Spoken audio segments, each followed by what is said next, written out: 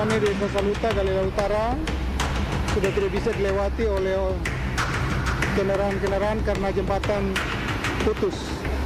Hujan deras yang mengguyur Kabupaten Halmahera Utara, Maluku Utara pada Kamis malam menyebabkan jembatan di Desa Saluta yang menghubungkan Kecamatan Galela Utara dan Kecamatan Loloda ambruk.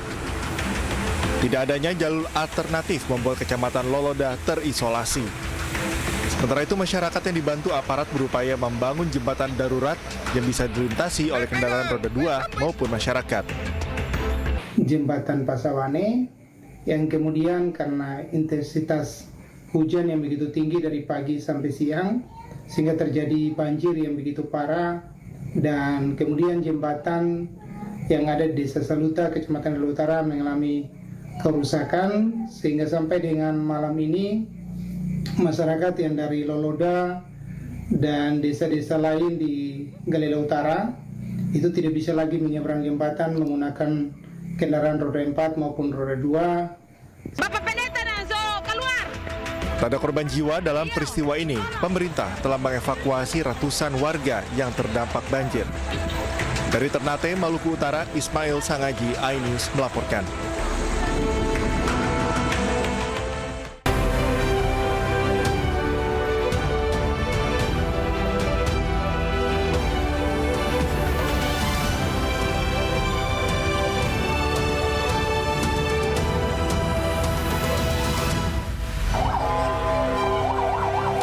Kebakaran hebat melanda 3 ruko dan gudang barang pecah belah di Kota Malang, Jawa Timur.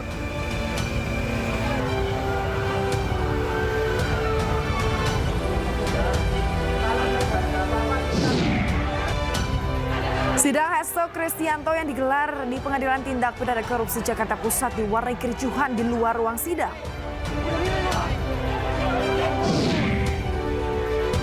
Mantan Menteri Pemuda dan Olahraga Roy Suryo dilaporkan ke Barreskrim Polri atas dugaan ujaran kebencian dan penghasutan soal tudingan ijazah palsu Joko Widodo.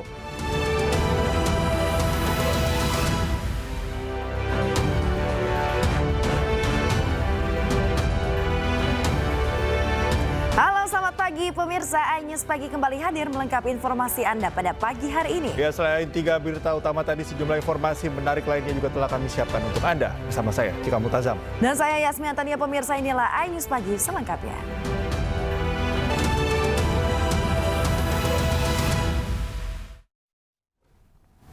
Pemirsa, kita awali informasi pagi hari ini terkait dengan kebakaran hebat yang melanda 3 bangunan ruko dan juga gudang barang pecah belah di Kota Malang, Jawa Timur. Api yang berkobar lebih dari 4 jam merembet ke 2 ruko lain di sekitarnya.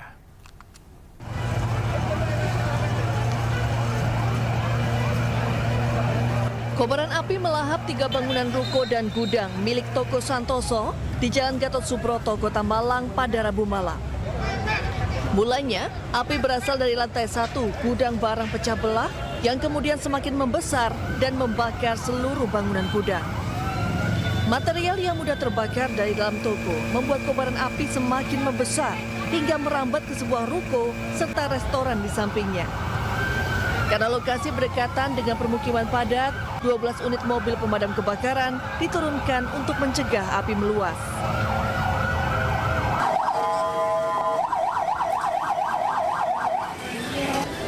Namun medan yang sempit dan banyaknya barang mudah terbakar membuat pemadaman terkendala. Petugas terpaksa menggunakan alat berat untuk membuka akses.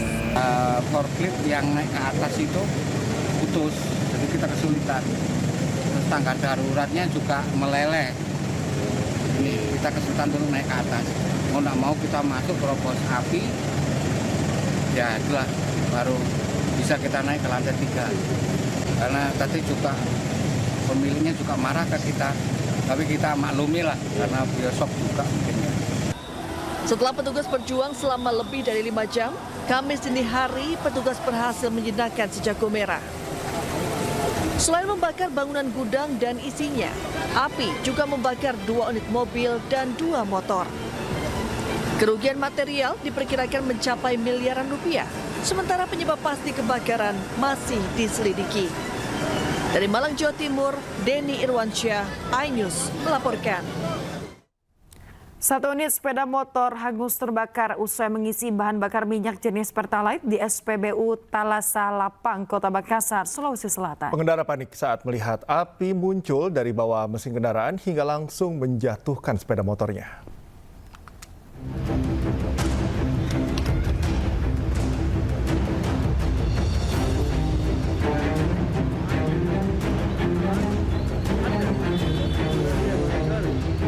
Satu sepeda motor terbakar di dalam area SPBU Thalassa Lapang, Kecamatan Rapocini, Makassar, Sulawesi Selatan.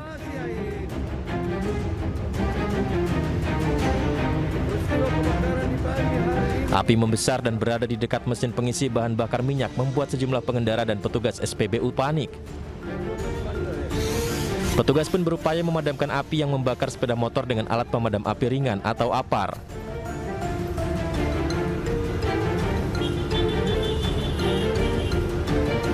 Kejadian berawal saat pengendara motor selesai mengisi BBM jenis Pertalite dan hendak keluar dari dalam area SPBU.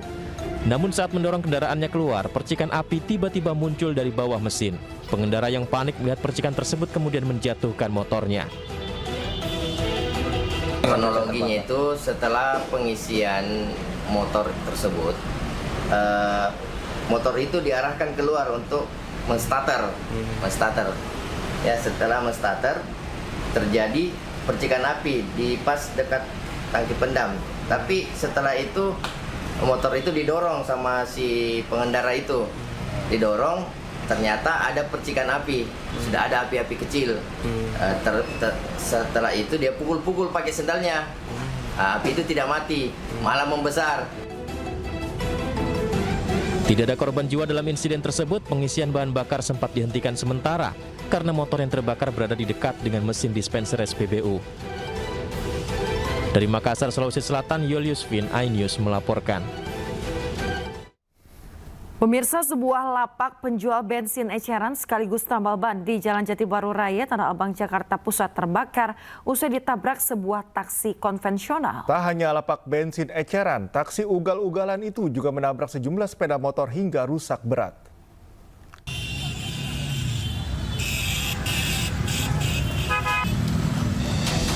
Kobaran api membakar sebuah lapak penjual bensin eceran sekaligus lapak tambal ban yang berada di Jalan Jati Baru Raya, Tanah Abang, Jakarta Pusat, menyebabkan kepanikan warga.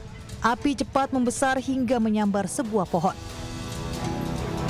Lapak penjual bensin eceran ini terbakar usai ditabrak sebuah taksi konvensional yang melaju kencang dari arah flyover Jati Baru menuju Pasar Tanah Abang. Selain lapak bensin eceran, taksi ugal-ugalan itu juga menabrak 3 unit sepeda motor hingga mengalami kerusakan parah. Ironisnya, sang sopir taksi justru kabur, meninggalkan lapak bensin yang telah terbakar. Api pun berhasil dipadamkan warga dengan peralatan seadanya. Taksi ugal-ugalan tersebut pun berhasil diamankan warga di sekitaran Pasar Tanah Abang dan dalam pemeriksaan polisi. Dari Jakarta, Rani Sanjaya, iNews melaporkan. Seorang pria tewas usai menabrak truk yang tengah terparkir di Jalan Raya Pemuda Kecamatan Mojosari, Kabupaten Mojokerto. Korban tewas mengenaskan dengan luka parah di bagian kepala.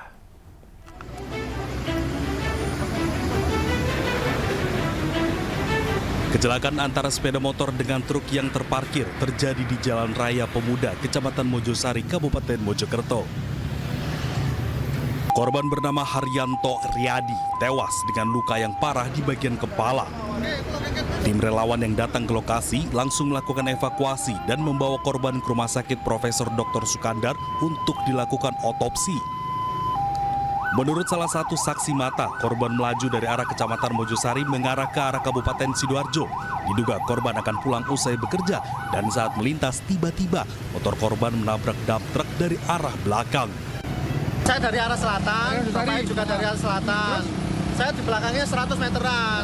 Tiba-tiba tahu-tahu sudah bruk jatuh. Ini berapa mas korbannya mas? Ini sepertinya ini, truk ini. Parkir memang? Parkir.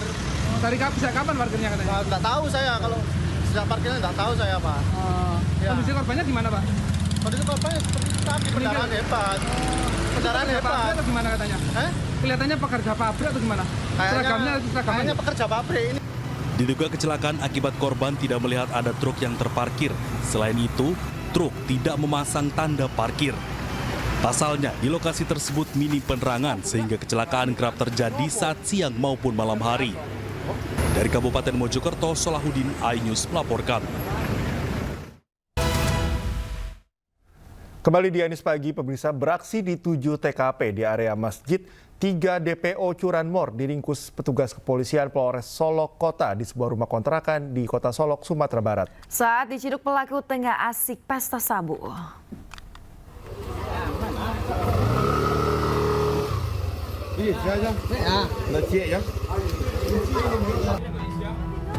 Petugas meringkus 3 orang tersangka curanmor di sebuah rumah kontrakan di Kelurahan Tanah Garam, Kota Solok saat menggelar pesta narkoba jenis sabu.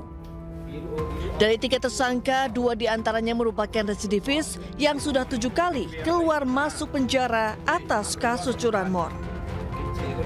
Selain mengamankan 3 orang tersangka, petugas turut mengamankan barang bukti 4 unit motor curian yang disembunyikan di salah satu rumah pelaku di daerah Muaropaneh, Kabupaten Solok.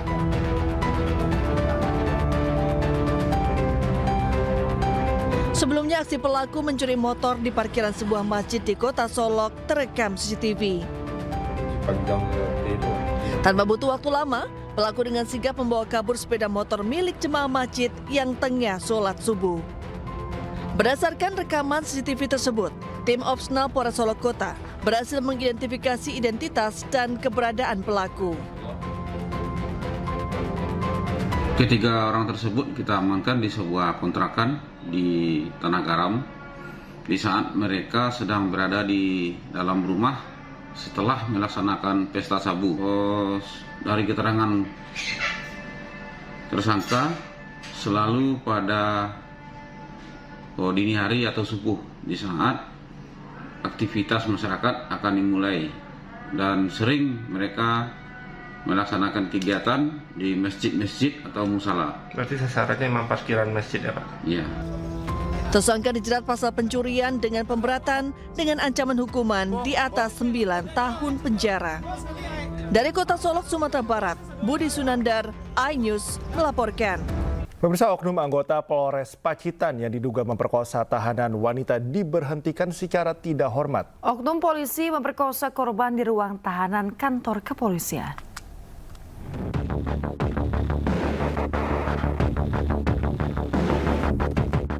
Bidang Propam Polda Jawa Timur akhirnya memutuskan pemberhentian tidak dengan hormat terhadap oknum polisi Polres Pacitan berinisial LC yang melakukan pemerkosaan terhadap tahanan wanita di Polres Pacitan. Diketahui aksi bejat oknum polisi tersebut dilakukan sejak bulan Maret hingga awal April. Aksi cabul ini dilakukan oleh oknum polisi sebanyak 4 kali di ruang berjemur tahanan wanita Polres Pacitan, Jawa Timur. Dalam sidang etik Polri ini, oknum polisi terbukti melakukan tindakan perbuatan tercela dan dijatuhi hukuman pemberhentian tidak dengan hormat atau dipecat. Peraturan Pemerintah Nomor 1 Tahun 2003 tentang pemberhentian anggota Kepolisian Negara Republik Indonesia. Kemudian pasal 5 ayat 1 huruf D, C, Peraturan Kepolisian Negara Republik Indonesia Nomor 7 Tahun 2022 tentang Kode Etik Profesi dan Komisi Kode Etik Polri. Usai menjalani hukuman kode etik profesi, kini LC oknum polisi cabul harus menghadapi ancaman pidana umum. Dari Surabaya, Jawa Timur, Rahmat Ilyasan, iNews melaporkan. Kita beralih ke informasi lainnya, pemirsa. Aktor Fachri Albar ditangkap polisi terkait kasus penyalahgunaan narkotika. Ya, polisi menetapkan Fachri Albar sebagai tersangka. Fachri Albar kembali berurusan dengan polisi karena kasus narkoba dan langsung dilakukan penahanan. Pihak kepolisian memastikan hasil tes urin Fachri Albar positif narkoba. Polisi juga mengungkap temuan barang bukti saat penangkapan aktor Fachri Albar di rumahnya di kawasan Lebak Bulus, Jakarta Selatan. Dalam penangkapan, polisi menemukan 3 jenis narkotika, yakni sabu, ganja, dan juga psikotropika. Hingga kini polisi masih melengkapi berkas untuk dilimpahkan ke kejaksaan. 27 butir pil pada saat penggeledahan ditemukan barang bukti 2 paket plastik klip berisikan narkotika jenis sabu dengan berat bruto 0,65 gram. 1 paket plastik klip berisikan narkotika jenis ganja dengan berat bruto 1,11 gram. 2 linting berisikan narkotika jenis ganja dengan berat bruto 0,94 gram. 1 watt botol kaca berisikan narkotika jenis kokain dengan berat bruto 3,96 gram. 27 butir pil alprazolam 1 mg, 4 buah cangklong kaca bekas pakai. Pemirsa, selamat menaikkan ibadah salat subuh untuk Anda yang berada di wilayah Jakarta dan sekitarnya. Kita kembali di iNews Pagi. Unjuk rasa puluhan mahasiswa menolak adanya alih fungsi lahan pertanian menjadi perubahan di depan kantor pertanian Kabupaten Goa, Sulawesi Selatan diwarnai dengan kericuhan. Mahasiswa saling dorong hingga nyaris baku pukul dengan polisi.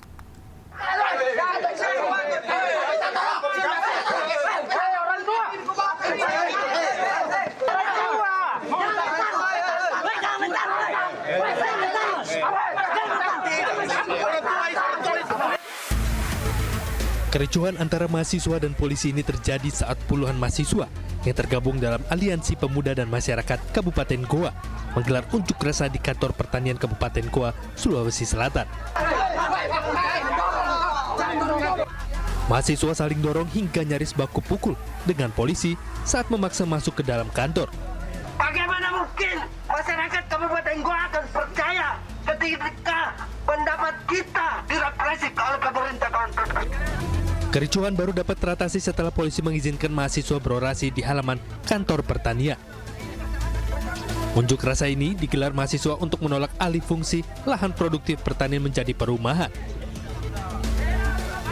Mahasiswa menduga Dinas Pertanian setempat sengaja memberikan rekomendasi atau izin kepada oknum pengusaha yang akan membangun perumahan di lahan produktif. Pemerintah Kabupaten Goa telah memberikan atau dengan sengaja perizinan terhadap beberapa oknum yang kemudian itu telah melanggar dari ketentuan undang-undang yang berlaku. Sementara itu, Dinas Pertanian Kabupaten Goa menyebut perubahan aturan alih fungsi lahan produktif menjadi perumahan hingga kini masih dikaji ulang. LP2B saat ini sementara bergulir.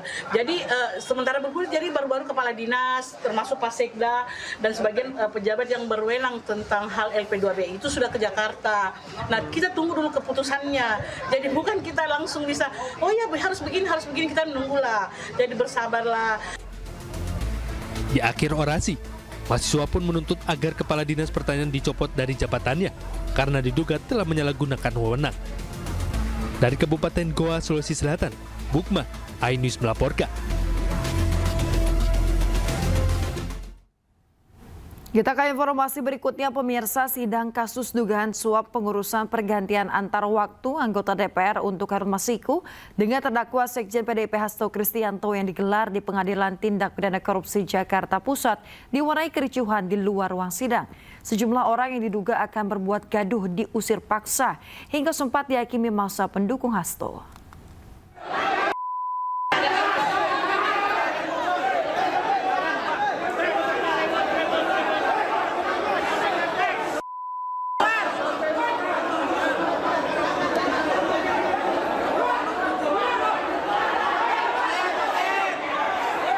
Pemuda tidak dikenal ini diusir paksa keluar oleh massa pendukung Hasto dari lobi utama Pengadilan Negeri Jakarta Pusat.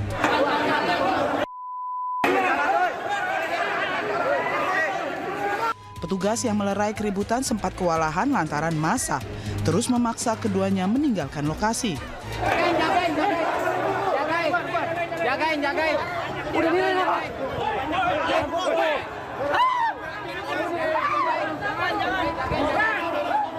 Udah 3 orang lainnya yang juga dicurigai membuat keributan mendapat perlakuan yang sama hingga kelima pemuda yang mengenakan baju SAFE KPK itu berhasil dievakuasi keluar.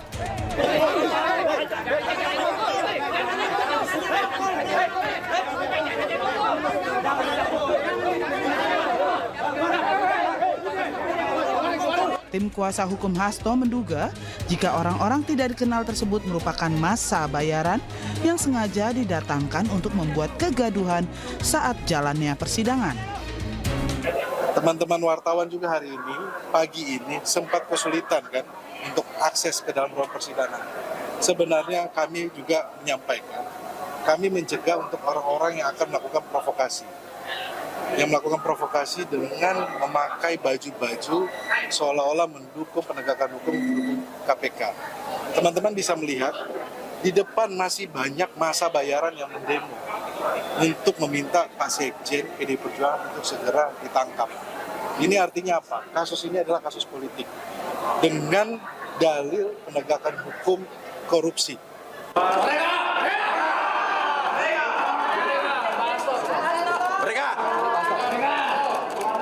Sementara di ruang sidang Tipikor, Majelis Hakim kembali menggelar sidang kasus dugaan suap pengurusan pergantian antar waktu anggota DPR untuk Harun Masiku. Hasto Kristianto juga hadir dalam sidang dengan agenda mendengarkan keterangan saksi.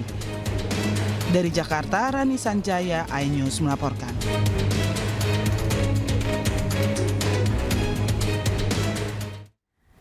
Sementara pemirsa, Sekjen PDIP yang merupakan terdakwa kasus dugaan korupsi pergantian antar waktu anggota DPR untuk Harun Masiku, Hasto Kristianto menyebut persidangan yang dijalaninya merupakan daur ulang proses pengadilan yang telah berkekuatan hukum tetap.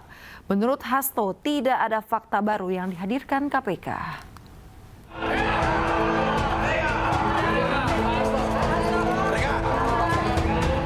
Sidang kasus dugaan suap kepengurusan pergantian antar waktu PAW anggota DPR untuk Harun Masiku dengan terdakwa Sekjen PDI Perjuangan Hasto Kristianto Kamis siang kembali digelar di Pengadilan Tindak Pidana Korupsi Jakarta Pusat.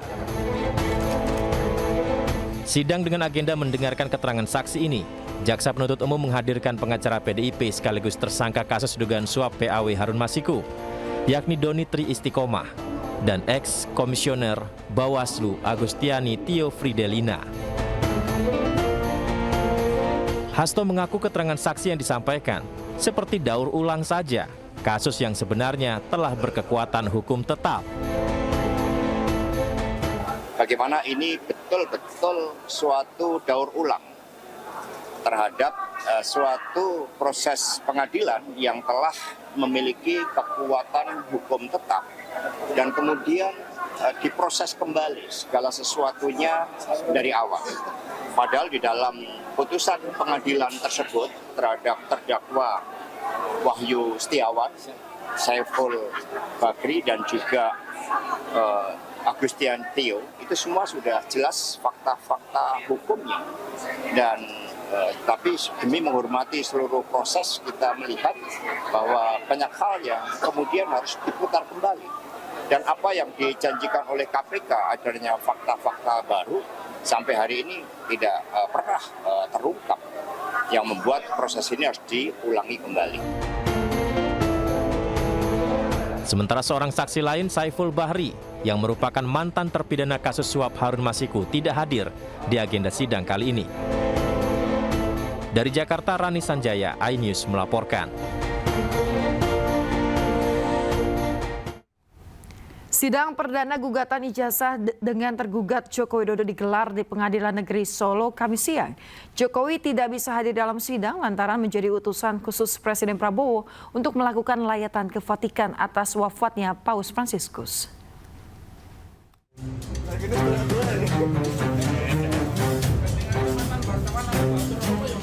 Pengacara asal Solo, Muhammad Taufik sebagai pihak penggugat mendatangi Pengadilan Negeri Solo bersama sejumlah kuasa hukumnya menghadiri sidang perdana dalam perkara ijazah Presiden ke-7 Joko Widodo. Taufik tidak berkomentar saat ditanyai sejumlah persiapan sidang oleh awak media. Sidang gugatan ijazah Presiden ke-7 Joko Widodo digelar di ruang Suryadi, sidang sempat diskorsing selama 20 menit karena kuasa hukum tergugat 3, yakni SMA Negeri 6 Solo, belum didaftarkan. Sementara itu sebagai pihak tergugat 1, Joko Widodo sendiri tidak bisa hadir dan diwakili kuasa hukumnya. Menurut kuasa hukumnya, Jokowi tidak bisa hadir karena menjadi utusan khusus Presiden Prabowo untuk melakukan lawatan ke Vatikan atas meninggalnya Paus Fransiskus. Kuasa hukum Jokowi juga menyebut agenda sidang perdana kali ini adalah mediasi. Dalam mediasi tentu saja saya ingin mengetahui terlebih dahulu resume yang dibuat oleh pihak penggugat seperti apa tuntutannya kepada pihak tergugat. Nah, setelah mengetahui apa yang dibuat oleh penggugat melalui kuasa hukumnya berupa resume, saya baru bisa konsultasi kepada Pak Jokowi apakah perlu dipenuhi atau tidak. Jadi saya tidak bisa untuk memutuskan seketika tanpa terlebih dahulu untuk melakukan konsultasi dan koordinasi dengan Pak Jokowi. Setidaknya ada 4 pihak yang menjadi tergugat dalam kasus ijazah Jokowi ini. Selain Jokowi sebagai tergugat 1, kemudian ada KPU Kota Solo sebagai tergugat 2, SMA Negeri 6 Solo sebagai tergugat 3, dan Universitas Gadjah Mada sebagai tergugat 4. Sidang dipimpin Ketua Majelis Hakim Putu Gede Haryadi dengan anggota Sutikna dan Wahyuni Prasetyaningsih. Dari Solo, Jawa Tengah, Septiantoro, iNews melaporkan. Pemirsa, selain sidang perdana terkait gugatan ijazah, sidang perdana gugatan Wan Prestasi mobil SMK dengan tergugat Presiden RI ke-7 Joko Widodo ditunda di Pengadilan Negeri Surakarta karena Kiai Haji Maruf Amin tidak hadir. Sementara itu di Pengadilan Negeri Tangerang, ketidakhadiran saksi kunci dalam sidang sengketa tanah sempat membuat suasana persidangan memanas.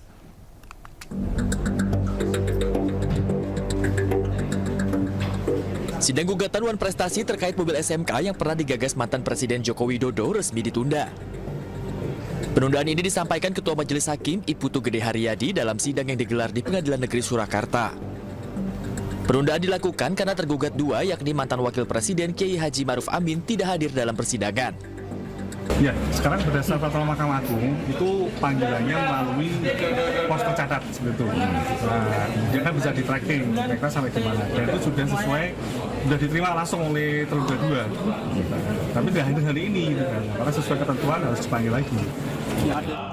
Pengadilan Negeri Kota Tanggerang, Banten menggelar sidang terdakwa pidana pemalsuan sertifikat tanah Kepala Desa Wanakerta Tumpang, Sugian bin Sali. Sidang sempat ricuh lantaran terdakwa mempermasalahkan ketidakhadiran saksi kunci, yakni mantan Ketua Panitia Pendaftaran Tanah Sistematis Lengkap dari kantor ATR BPN Kabupaten Tanggerang. Kami sangat menyayangkan di dalam persidangan ini saksi-saksi yang dilakukan oleh JPU tidak maksimal dihadirkan, termasuk Ketua Panitia PTSL, di mana tidak dihadirkan walaupun sudah ada pemanggilan, tapi tidak dilakukan pemanggilan kedua kali lagi untuk hadir. Sidang ditunda dan dilanjutkan kembali pada hari Senin, tanggal 28 April 2025, dengan agenda menghadirkan para saksi. Dari Surakarta, Jawa Tengah, dan Tangerang, Banten, Septiantoro dan Sukron, iNews melaporkan. Pemirsa, mantan Menteri Pemuda dan Olahraga Roy Suryo dilaporkan ke Barreskrim Polri atas dugaan ujaran kebencian dan penghasutan terkait tudingan ijazah palsu Presiden ke-7 RI Joko Widodo. Selain Roy Suryo, Dr. Tifa dan Rismon Sianipar juga ikut dilaporkan.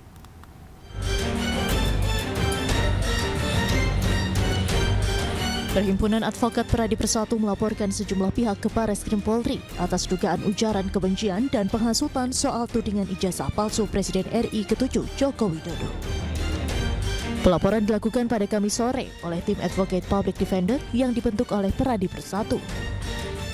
Adapun 3 orang yang dilaporkan dalam kasus ini, diantaranya mantan Menteri Pemuda dan Olahraga Roy Suryo, Dr. Tifa Ziatiasuma, dan ahli digital forensik Risman Sianipar. Kita coba melaporkan mengenai dugaan penghinaan, hasutan, dan juga membuat gaduh. Jadi ada beberapa pasal yang kita akan coba nanti tergantung di dalam ya kemukakan, tergantung para nanti penyidiknya, yang mana yang pasal yang lebih tepat. Tapi kami sebagai warga negara yang baik, kami ingin menyampaikan perasaan kami bahwa kondisi ini tidak bisa dibiarkan. Kalau kita biarkan terus ini, masyarakat kita akan dirugikan. Akan terjadi hal-hal yang tidak kita inginkan. Oleh karena kita membatasi, kita datang pada hari ini untuk melaporkan oknum-oknum tertentu. Pihak pelapor pun mengklaim sudah membawa sejumlah bukti untuk ditunjukkan ke penyelidik. Namun mereka masih enggan mengungkap apa saja bukti yang dibawa. Dua-duanya RS. RS 2, ya. 2 T. Kemudian sama dokter T. Dokter T. Iya. Ya. 3. Ada 3 orang. 3. Barang bukti yang dibawa apa, Bang? Barang bukti jangan dulu kita buka ya, nanti merusak pemeriksaan. Ya kan, ini kan harus dikonsulkan dulu. Alat bukti ini apakah memadai atau belum kan nanti biarkan penyidik yang menentukan. Tapi yang jelas inilah dia. Ya, inilah dia. Sebagian ya, ini masih potongan yang kita kumpulkan, yang barangkali nanti kita sajikan dulu ke penyelidik ya. Sebelum masuk penyidikan kan penyelidik dulu. Kita akan konsulkan kepada penyelidik agar penyelidik menentukan sikap terhadap barang bukti yang kami bawa ini.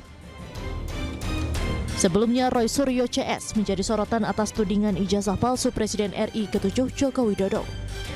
Mereka akan dilaporkan atas dasar pasal penghinaan, penghasutan, dan atau membuat kegaduhan. Dari Jakarta, Tim Liputan iNews melaporkan. Kita ke informasi selanjutnya, pemirsa. Presiden Prabowo Subianto merespon dan menghormati 8 tuntutan Forum Purnawirawan Prajurit TNI melalui penasehat khusus Presiden bidang politik dan keamanan Wiranto. Permintaan tersebut telah sampai ke tangan Presiden dan tengah dipelajari dengan seksama.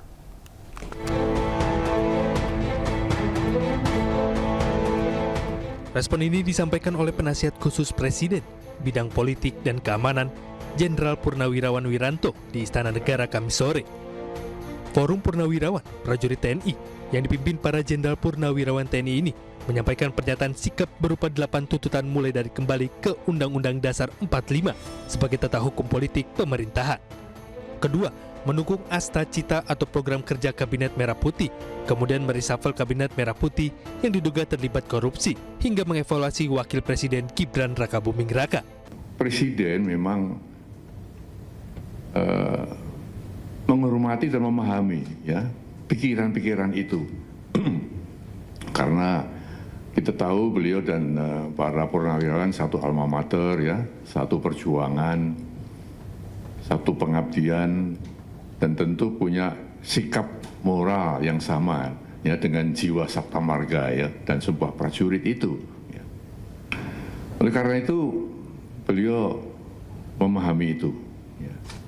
Namun tentunya Presiden sebagai kepala negara, kepala pemerintahan, Panglima tertinggi TNI tidak bisa serta-merta menjawab itu. Spontan menjawab tidak bisa, karena apa?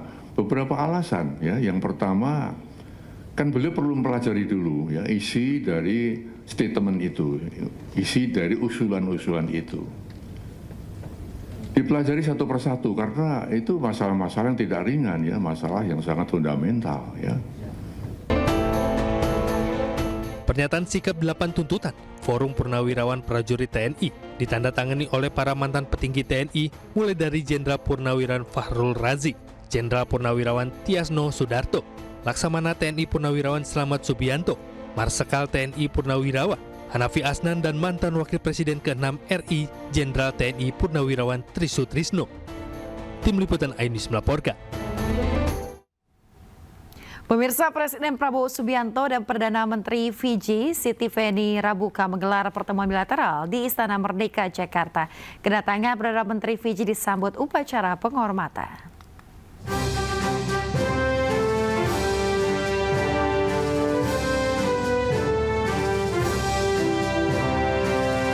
Presiden Prabowo Subianto menerima kedatangan Perdana Menteri Republik Fiji Siti Feni Rabuka di Istana Merdeka, Jakarta, Kamis pagi. Kehadiran PM Rabuka disambut pasukan jajar kehormatan hingga sejumlah siswa sekolah dasar yang mengibarkan bendera Indonesia dan bendera Fiji. Upacara kehormatan pun digelar di halaman Istana Merdeka dengan diiringi lagu kebangsaan kedua negara. Usai upacara kenegaraan selesai, Presiden Prabowo dan PM Rabuka saling memperkenalkan delegasinya masing-masing.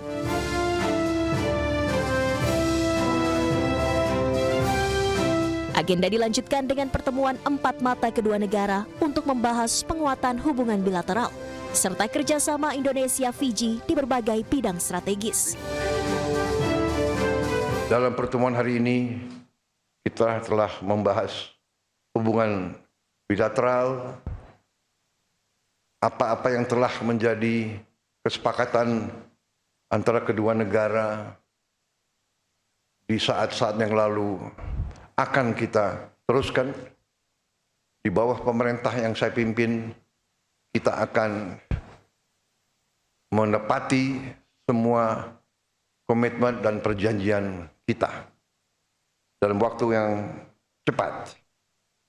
The President, sir, we thank you most sincerely for the recently concluded signing of the agreement for that agricultural training center in Fiji, which will develop into a regional one.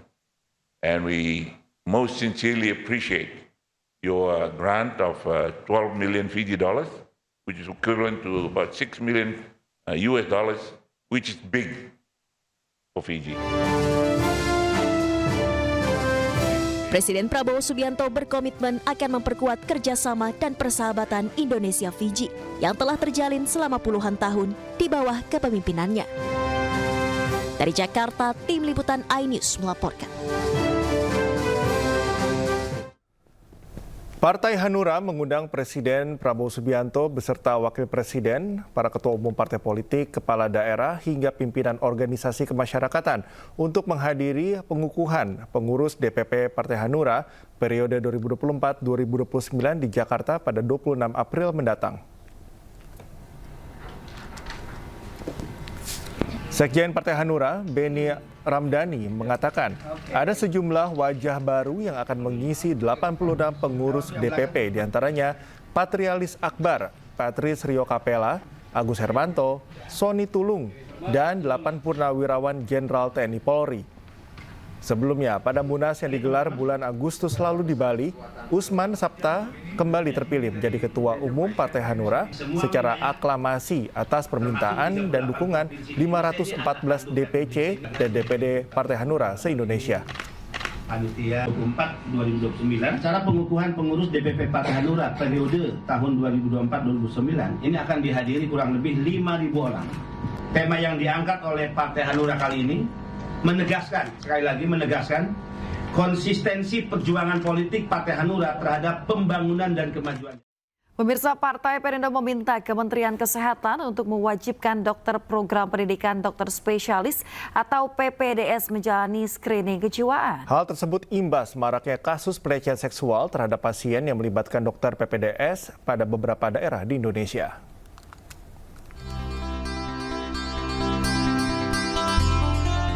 Partai Perindo mendukung penuh langkah Kementerian Kesehatan atau Kemenkes yang berencana memperbaiki sistem program pendidikan dokter spesialis dengan mewajibkan dokter PPDS melakukan screening kejiwaan setiap 6 bulan sekali.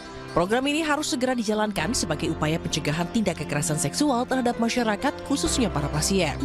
Sebagai partai yang berkomitmen penuh dalam melindungi kaum perempuan, Partai Perindo juga telah menginstruksikan kepala daerah serta para kadernya untuk mengawal penerapan kebijakan tersebut di daerah masing-masing. Dan dari partai sendiri, ini tidak hanya menjadi sikap politik, tetapi juga menjadi instruksi, begitu ya, kepada seluruh kader-kader Partai Perindo untuk komitmen membantu, mendampingi, menangani perkara-perkara aduan-aduan yang berhubungan dengan kekerasan seksual. Yang kami yakini adalah sebaik apapun pada akhirnya nanti sistem yang dibuat oleh pemerintah dalam hal ini untuk mentransformasi program pendidikan dokter spesialis ini akan terdapat celah yang ketika pengawasan ini tidak dilakukan secara serius dan secara komprehensif, ini nantinya akan membuka ruang lagi untuk kejadian-kejadian yang sama yang terjadi hari ini. Untuk mencegah maraknya kasus kekerasan seksual, partai yang dipimpin Angela Tanusudibio ini juga meminta seluruh pemangku kepentingan untuk segera mengevaluasi sistem pendidikan kedokteran dengan memperkuat kurikulum yang menekankan pada pembentukan karakter serta tanggung jawab moral yang tinggi. Dari Jakarta, Amrina Rida, Dimas Winardi, iNews melaporkan. Pemirsa masih di Anies Pagi bersama saya Cika Mutazam dan rekan Yasmin Atania. Dan pemirsa demikian tadi adalah berita pilihan dalam iNews pagi hari ini dan kita ke informasi berikutnya. Dampak dari kasus dugaan pelanggaran etik ex-direktur pemberitaan JAK TV Tian Bahar. Kejaksaan Agung mendatangi gedung Dewan Pers pada Kamis siang.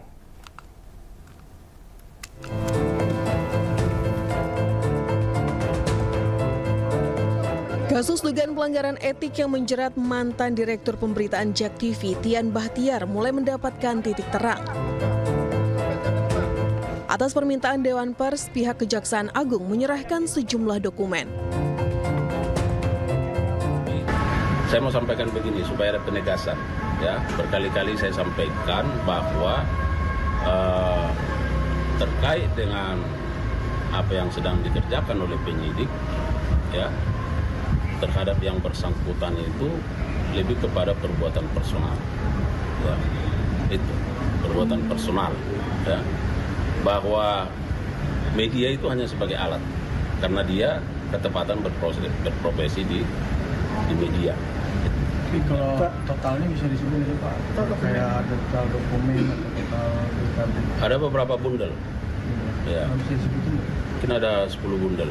Beri kami waktu untuk melihat terlebih dahulu karena kami yakin pihak Kejaksaan Agung kalau memang ini terkait karya jurnalistik dan hak dan kewajiban bagi para pihak yang nanti kami lihat memerlukan tindak lanjutnya, pihak Kejaksaan Agung pasti tidak keberatan. Misalnya kalau ada pemberitaan yang merugikan, ya, misalnya bagi para pihak, kami akan memberikan ruang hak jawab. Dan saya kira pihak kejaksaan atau orang-orang yang disebutkan di situ tidak akan keberatan untuk memenuhi itu. Sebelumnya dalam perkara ini diduga Tian menerima uang sebesar hampir 500 juta rupiah dari dua advokat, yaitu Marcella Santoro dan Junaidi Saibi. Penerimaan uang ini diduga untuk membuat berita-berita yang memojokkan penanganan perkara oleh Kejagung. Sementara itu karena background Tian sebagai jurnalis, diduga Tian telah melanggar kode etik sebagai wartawan dalam menjalankan profesionalisme kerjanya. Tim Liputan iNews melaporkan. Pemirsa, sebelumnya Kejaksaan Agung menyita barang bukti berupa 2 kapal pesiar dari pengacara Arianto. Salah satu tersangka kasus suap vonis putusan lepas korupsi minyak mentah yang melibatkan 3 hakim di Pengadilan Tipikor.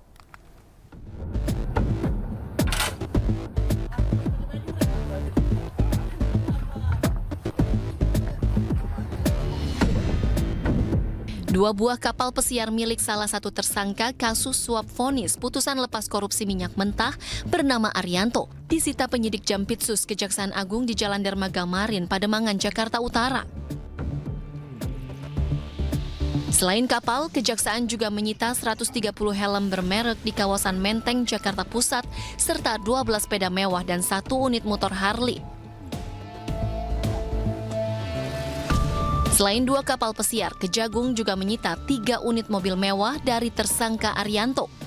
3 mobil sitaan ini di kantor Kejaksaan Agung Jakarta, sementara 2 kapal pesiar disimpan di lokasi terpisah. Sebelumnya Kejagung juga sudah menyita barang bukti lain berupa mobil mewah, motor, dan sepeda dengan harga fantastis. Selain Arianto, Kejagung telah menetapkan 7 orang tersangka lain, di mana 4 diantaranya merupakan hakim Pengadilan Negeri Jakarta Pusat dan Jakarta Selatan.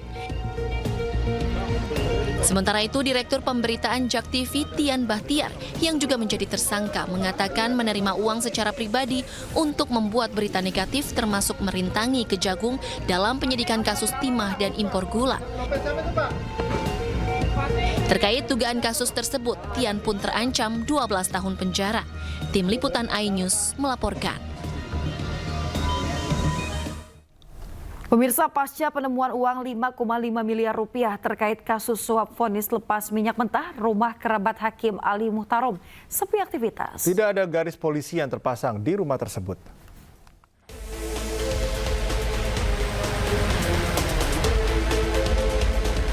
Suasana rumah kerabat dari Hakim Ali Muhtarom tersangka kasus suap vonis lepas minyak goreng mentah Kejaksaan Agung.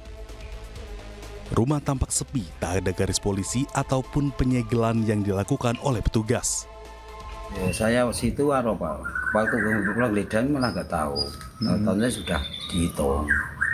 Mau dibuka dihitung loh, baru tahu di barang kira terus seluruh situ lah baru dibuka. Itu kan menyaksikan saya di belakang. Oh, menyaksikan. Sebelumnya, Kejaksaan Agung menggeledah rumah kerabat Hakim Ali Muhtarom tersangka kasus dugaan suap vonis lepas korupsi minyak goreng. Dalam penggeledahan itu, tim khusus pemberantasan korupsi Kejagung menemukan koper hitam berisi uang senilai 5,5 miliar rupiah. Yang pertama, bahwa benar penyidik melakukan penggeledahan dan penyitaan di sebuah rumah ya di Jepara ya beberapa waktu yang lalu, itu pertanggal 13 April 2025, dan dari rumah tersebut ditemukan sejumlah uang dalam mata asing sebanyak 3.600 lembar atau 36 blok ya, yang dengan mata uang asing 100 USD ya. Jadi kalau kita setarakan di kisaran 5,5 M ya. Nanti silakan dihitung ya kalau penyetaraannya. Dan terkait dengan itu perlu juga saya sampaikan bahwa penyidik sudah menyetor titipkan ya hasil sitaan tersebut di rekening penitipan lainnya di Bank BRI. Nah, jadi supaya rekan-rekan media juga memahami bahwa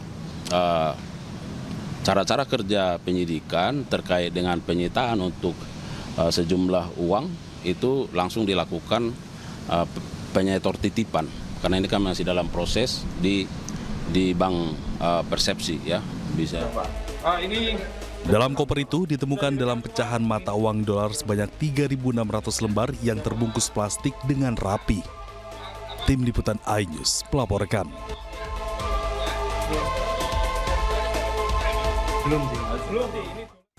Kita beralih ke informasi lain pemirsa. Di tengah gelombang impor energi, secerca harapan datang dari Bumi Andalas. Ya, sebuah pondok pesantren di Kabupaten Solok, Sumatera Barat menciptakan teknologi cloning gas dengan inovasi ajaib berbahan organik yang penggunaannya diklaim bisa menghemat pemakaian gas hingga 100%. Berikut informasinya.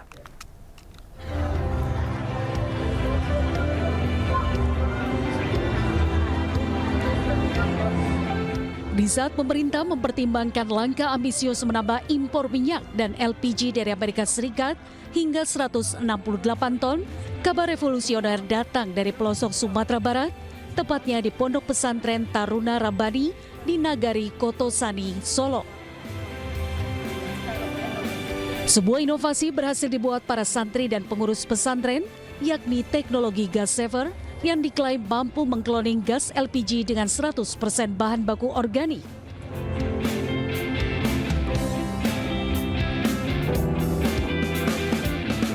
Tak hanya ramah lingkungan, teknologi gas saver juga diklaim membuat penggunaan gas lebih efisiensi hingga 50% dan berpotensi memangkas pengeluaran masyarakat secara signifikan. Gas tabung LPG ini mengandung hidrokarbon.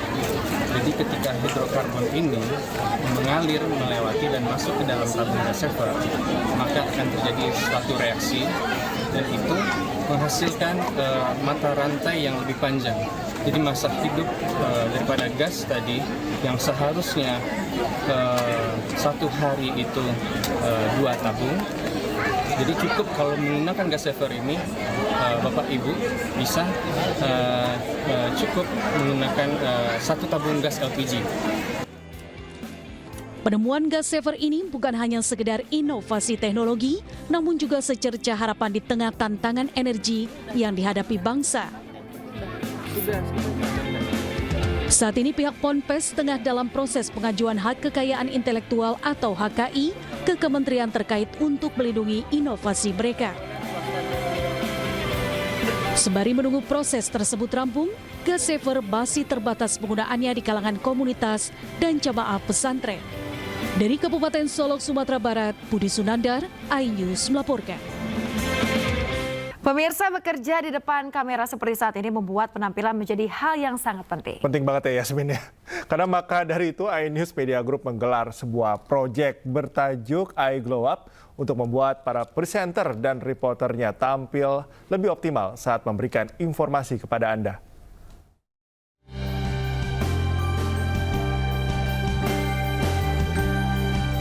Tampil di depan kamera setiap hari seperti para presenter dan reporter iNews Media Group membuat penampilan menjadi hal yang sangat penting. Bersama jenama make-up ternama, Revlon, iNews Media Group mengadakan sebuah proyek bertajuk I Glow Up Reveal Your True Beauty. Guna meningkatkan kemampuan, dalam proyek ini sejumlah kelas digelar untuk para peserta. Dimulai dengan kelas public speaking bersama presenter Anissa Dasuki untuk meningkatkan kepercayaan diri untuk berbicara di depan umum maupun di depan kamera. Para peserta juga mendapatkan kelas merias diri di mana mereka dapat mencoba langsung teknik merias dengan menyesuaikan warna dan bentuk wajah mereka.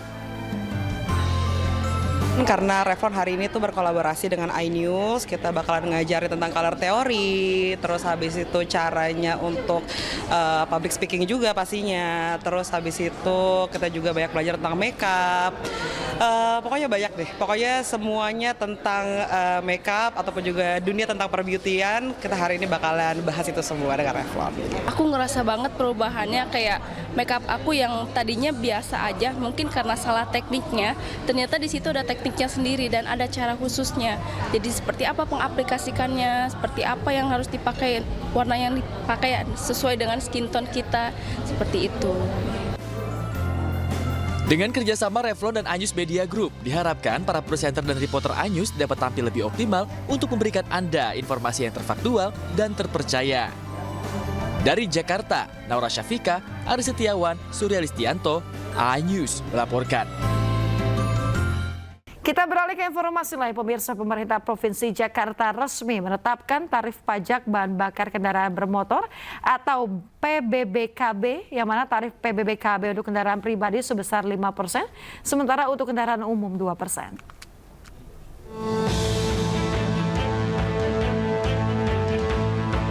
Tarif pajak bahan bakar kendaraan bermotor atau PBBKB di wilayah Jakarta secara resmi segera diterapkan. Gubernur Jakarta Pramono Anung menjelaskan bahwa tarif PBBKB yang semula 10% dipangkas menjadi 5% untuk kendaraan pribadi dan 2% untuk kendaraan. Kebijakan ini akan dituangkan dalam peraturan gubernur dan akan disosialisasikan kepada masyarakat. Sehingga dengan demikian kemarin saya sudah memutuskan untuk Jakarta kami akan memberikan relaksasi ataupun kemudahan ataupun diskon yang dulu dipungut 10% menjadi 5% untuk kendaraan pribadi dan menjadi 2,5% atau 2% nanti di lapangan diputuskan untuk kendaraan umum. Sementara juru bicara Gubernur Jakarta Ciko Hakim menyatakan pajak bahan bakar kendaraan bermotor tidak hanya diterapkan di Jakarta. Selain itu, jenis BBM yang terkena pajak hanyalah BBM non-subsidi. Apakah jenis bahan bakar yang mana saja yang kena pajak, ataukah ada bahan bakar tertentu yang tidak kena, kemudian dibebankan kepada konsumen, kemudian dan lain-lain, ini detailnya sudah dibahas, Bang? Yang pasti yang pajak BBM non subsidi ya, Pertamax. Oke, yang subsidi tidak ya, Bang ya? Seharusnya tidak. Ya, sepengetahuan kami tidak. Nanti kita akan cek lagi. Tapi sepengetahuan kami memang pajak itu diberikan pada BBM yang non subsidi. Sebelumnya penetapan tarif pajak BBM diatur langsung oleh Pertamina dan berlaku selama lebih dari 1 dekade.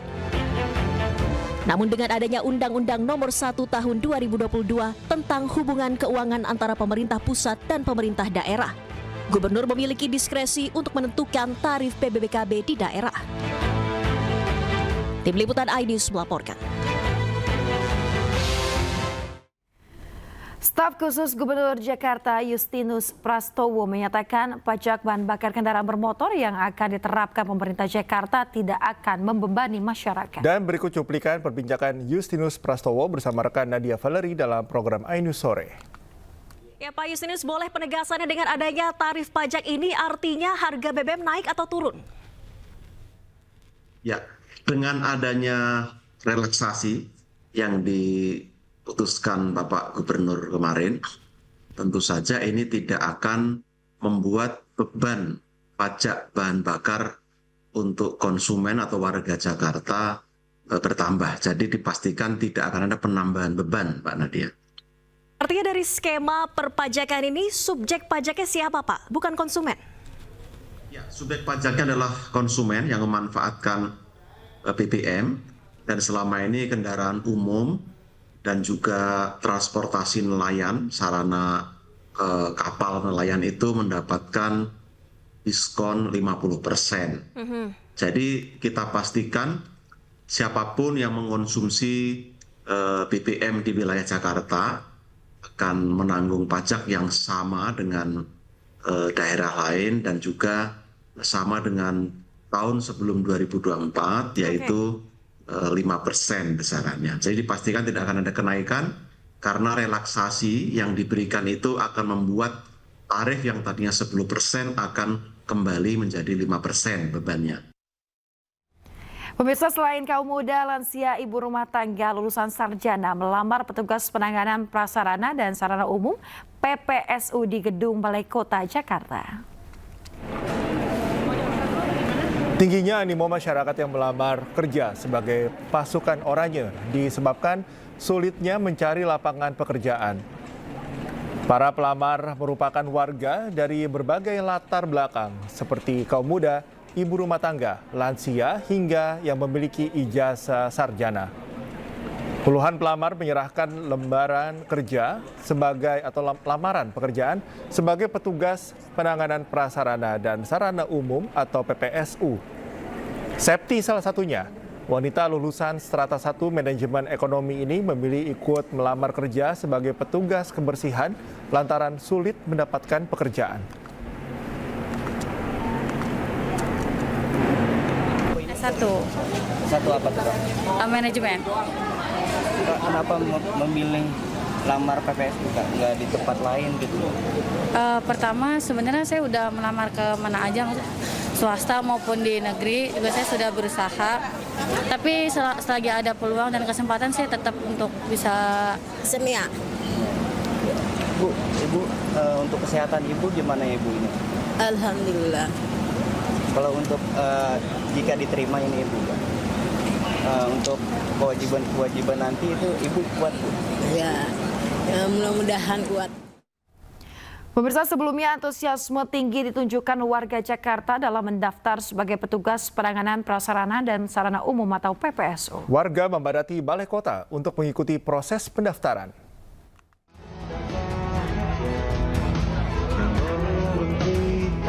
Balai Kota Jakarta dipenuhi oleh warga yang bersemangat mendaftar sebagai calon petugas PPSU. Mereka datang dari berbagai wilayah membawa berkas persyaratan. Pemerintah Provinsi DKI Jakarta membuka 1.652 lowongan PPSU untuk tingkat kelurahan. Selain itu, gaji PPSU Jakarta tahun 2025 menyesuaikan upah minimum Provinsi Jakarta, yakni sekitar 5,3 juta rupiah. Gubernur DKI Jakarta Pramono Anung menegaskan bahwa proses rekrutmen ini dilakukan secara transparan dan terbuka guna menghindari praktik pungutan liar dan nepotisme. Selain itu, Pramono juga menyatakan bahwa penetapan petugas PPSU harus dilaporkan dalam rapat yang dihadiri oleh gubernur dan wakil gubernur untuk memastikan keterbukaan. Persiapannya ini cukup ribet nggak, Mas? Gimana persiapannya? Ya, karena persiapan sih wajar sih kayak lamar kerja yang lain sih, sama aja. Nggak ada yang menyulitkan ya? Enggak. Isu tentang orang dalam ini betul-betul bisa dihilangkan dalam rekrutmen untuk PPSU maupun untuk PJLP. Sehingga dengan demikian, sekali lagi kami informasikan bahwa rekrutmennya, pendaftarannya bisa di kelurahan. Dengan proses rekrutmen yang transparan dan terbuka, diharapkan PPSU yang terpilih dapat menjalankan tugasnya dengan maksimal dalam menjaga kebersihan dan kenyamanan lingkungan Jakarta. Dari Jakarta, Wenda Nura, Leman iNews melaporkan.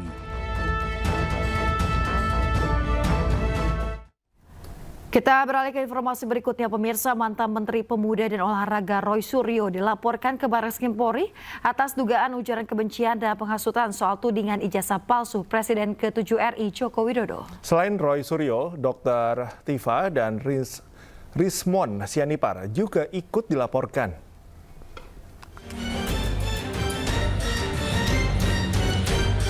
Perhimpunan Advokat Pradi Persatu melaporkan sejumlah pihak ke Barreskrim Polri atas dugaan ujaran kebencian dan penghasutan soal tudingan ijazah palsu Presiden RI ke-7 Joko Widodo.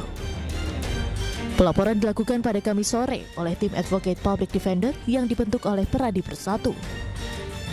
Adapun 3 orang yang dilaporkan dalam kasus ini, diantaranya mantan Menteri Pemuda dan Olahraga Roy Suryo, Dr. Tifa Ziatiasuma, dan ahli digital forensik Risman Sianipar. Kita coba melaporkan mengenai dugaan penghinaan, hasutan, dan juga membuat gaduh. Jadi ada beberapa pasal yang kita akan coba nanti tergantung di dalam ya kemukakan, tergantung pada nanti penyidiknya, yang mana yang pasal yang lebih tepat. Tapi kami sebagai warga negara yang baik, kami ingin menyampaikan perasaan kami bahwa kondisi ini tidak bisa dibiarkan. Kalau kita biarkan terus ini, masyarakat kita akan dirugikan. Akan terjadi hal-hal yang tidak kita inginkan. Oleh karena kita membatasi, kita datang pada hari ini untuk melaporkan oknum-oknum tertentu. Pihak pelapor pun mengklaim sudah membawa sejumlah bukti untuk ditunjukkan ke penyelidik. Namun mereka masih enggan mengungkap apa saja bukti yang dibawa. Dua-duanya RS. RS 2, ya. 2 T. Kemudian sama Dokter T. Dokter T. Ya. Ya. 3. Ada 3 orang. 3. Bukti yang dibawa apa, Pak? Barang bukti jangan dulu kita buka ya, nanti merusak pemeriksaan. Ya kan, ini kan harus dikonsulkan dulu. Alat bukti ini apakah memadai atau belum kan nanti biarkan penyidik yang menentukan. Tapi yang jelas inilah dia. Ya, inilah dia. Sebagian ya, ini masih potongan yang kita kumpulkan, yang barangkali nanti kita sajikan dulu ke penyelidik ya. Sebelum masuk penyidikan kan penyelidik dulu. Kita akan konsulkan kepada penyelidik agar penyelidik menentukan sikap terhadap barang bukti yang kami bawa ini. Sebelumnya, Roy Suryo CS menjadi sorotan atas tudingan ijazah palsu Presiden RI ke-7 Joko Widodo. Mereka akan dilaporkan atas dasar pasal penghinaan, penghasutan, dan atau membuat kegaduhan. Dari Jakarta, Tim Liputan iNews melaporkan. Pemirsa, sebelumnya polemik ijazah Presiden ke-7 RI Joko Widodo terus berlanjut karena sudah menjadi fitnah dan pencemaran nama baik dirinya. Mantan orang nomor 1 Republik Indonesia tersebut akan menempuh jalur hukum.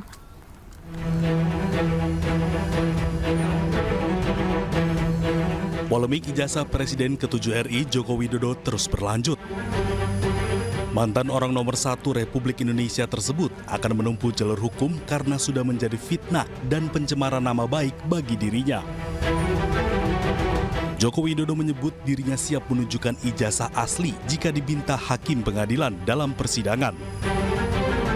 Joko Widodo menyebut seluruh permasalahan ijazahnya telah diserahkan kepada tim kuasa hukumnya dan tinggal menunggu langkah-langkah berikutnya.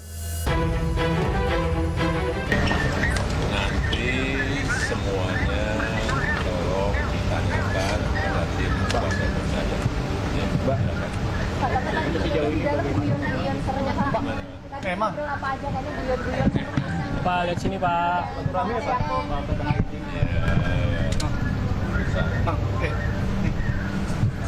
Ya, nanti akan. Ya, langsung aja Meski demikian, menurut kuasa hukum Joko Widodo, Yakub Hasibuan, Joko Widodo belum memberikan instruksi secara langsung kapan akan melayangkan tuntutan, meski nama-nama calon terlapor sudah diberikan kepada Joko Widodo. Ya, jadi sementara ini memang sudah ada 4 orang yang kami lengkapi semua dokumen dan bukti-buktinya. Kapan dugaan tindak pidana dilakukan, di mana dugaan tindak pidana dilakukan, dengan metode apa dugaan tindak pidana dilakukan, dan sebagainya.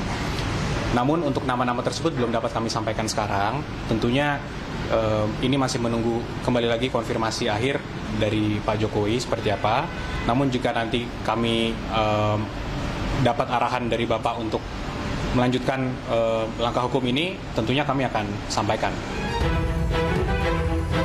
Jokowi menambahkan bahwa pihak-pihak yang menuntut dirinya tidak berwenang mengatur dirinya terkait penunjukan ijazah aslinya. Tim Liputan iNews melaporkan. Yang kembali di iNews Pagi, pemirsa, unjuk rasa puluhan mahasiswa menolak adanya alih fungsi lahan pertanian menjadi perumahan di depan kantor pertanian Kabupaten Goa, Sulawesi Selatan diwarnai kericuhan. Mahasiswa saling dorong hingga nyaris baku pukul dengan polisi.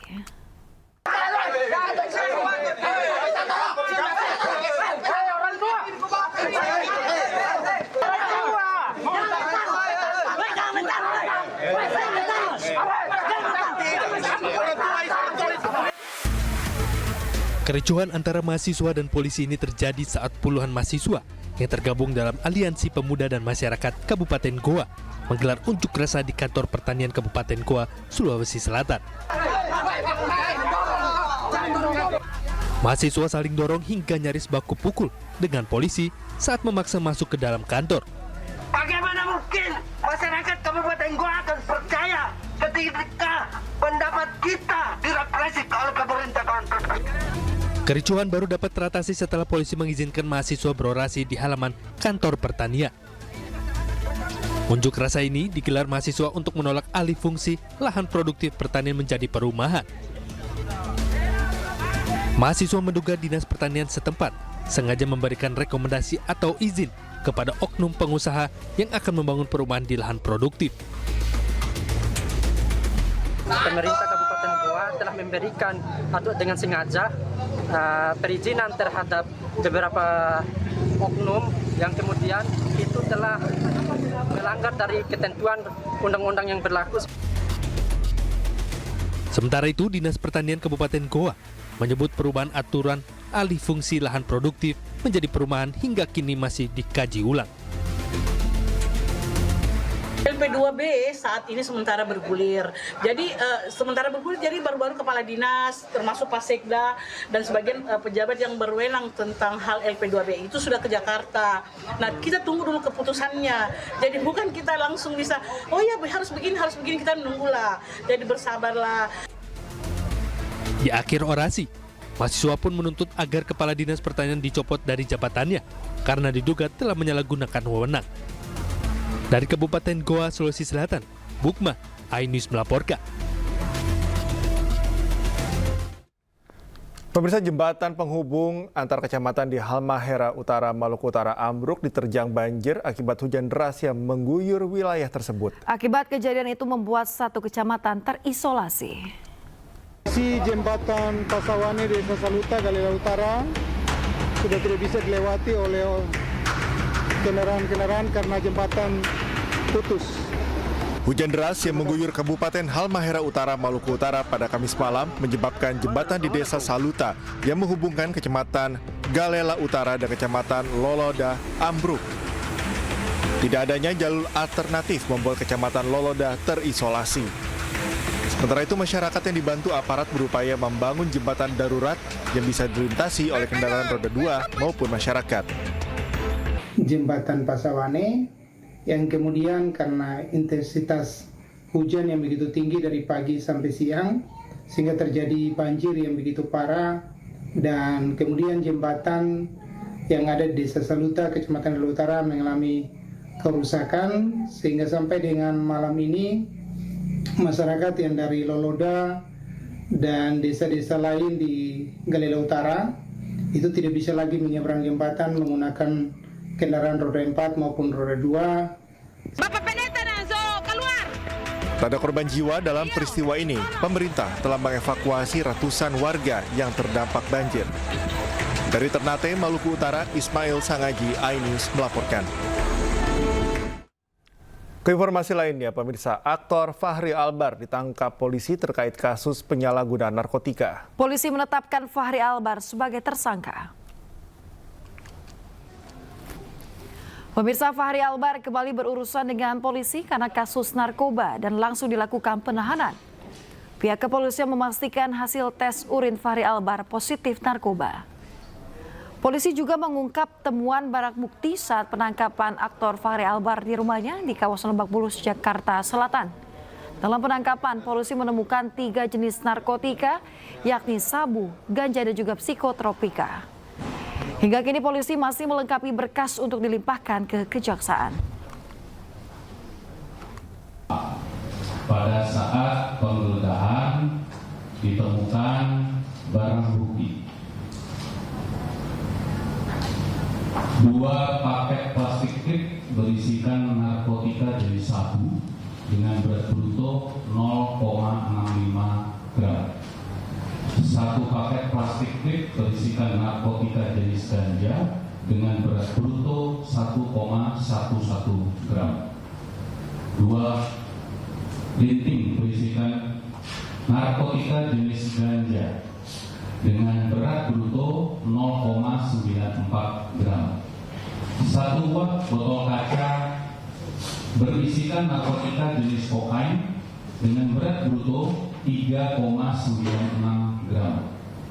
27 butir pil alprazolam 1 mg. 4 buah cangklong kaca bekas pakai. 2 potong plastik. 1 buah botol bom plastik dengan tutup botol sudah dimodifikasi. 1 buah sendok besi kecil. 4 buah korek api modifikasi. 1 buah tas warna biru. 1 unit handphone berwarna hitam. Kemudian juga terhadap saudara FA sudah dilakukan tes urin untuk metamfetamin positif, amfetamin positif. Pemirsa, dalam rangka memperingati Hari Bumi, MNC Peduli bersama Park Hyatt Jakarta menggelar berbagai aksi sosial di Kampung Pemulung di kawasan Lebak Bulus, Jakarta Selatan. Ya, dalam kegiatan ini warga diberikan edukasi menjaga bumi agar tetap hijau dan juga diberikan bantuan makanan bergizi gratis.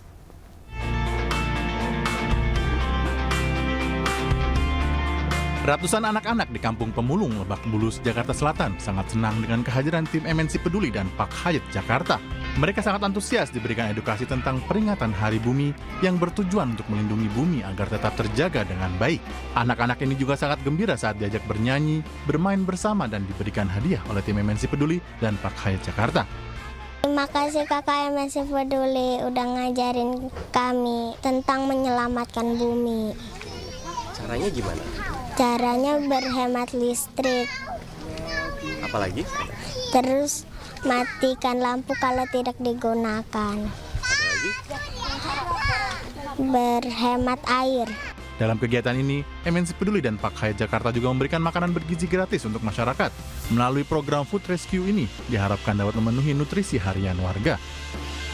Seperti perkumpulan hotel yang dimana kita mempunyai program yang gimana daripada food waste, makanan itu biar tidak terbuang sia-sia, kita kumpulkan semua dan kita bisa kedonasikan ke sini untuk manfaatnya lebih ke lebih manfaat ke warga sekitar tentunya.